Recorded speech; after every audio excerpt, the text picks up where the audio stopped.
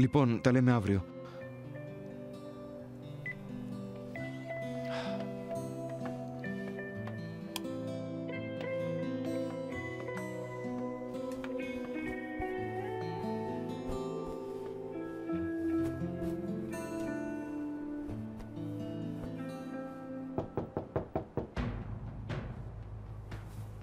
Ποιος είναι? Ποιος είναι εκεί?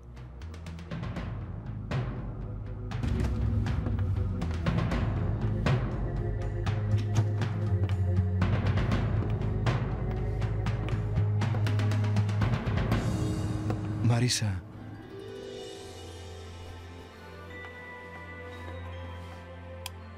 Μπορώ να περάσω? Πώς βρήκες το κλειδί του δωματίου? Ακόμη έχω τις διασυνδέσεις μου σε αυτό το ξενοδοχείο. Ευλογημένες οι διασυνδέσεις σου. Είναι η καλύτερη έκπληξη που με έκανα στη ζωή μου. Θες να πιεις κάτι? Ας μιλήσουμε τότε. Η αλήθεια είναι ότι δεν ήρθα ούτε γι' αυτό. Και τότε?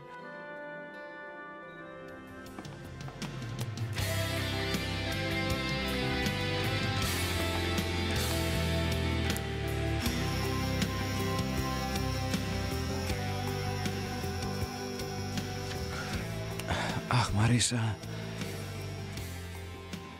Μια πολύ σοφή γυναίκα μου είπε κάτι που μου άνοιξε τα μάτια. Και τι σου είπε? Ότι είμαι μία ανόητη. Και δεν θέλω να είμαι πια. Σε αγαπώ, Κριστόπαλ. Και αν είσαι διατεθειμένος εσύ να προσπαθήσεις, είμαι κι εγώ. Αλλά θα σου πω ένα πράγμα. Αν δεχτείς, θα σου είναι πολύ δύσκολο να με απομακρύνεις από τη ζωή σου. Ούτε λόγος. Θα πρέπει να αντέξω την τιμωρία. Σε αγαπώ, Μαρίσα Λουχάν.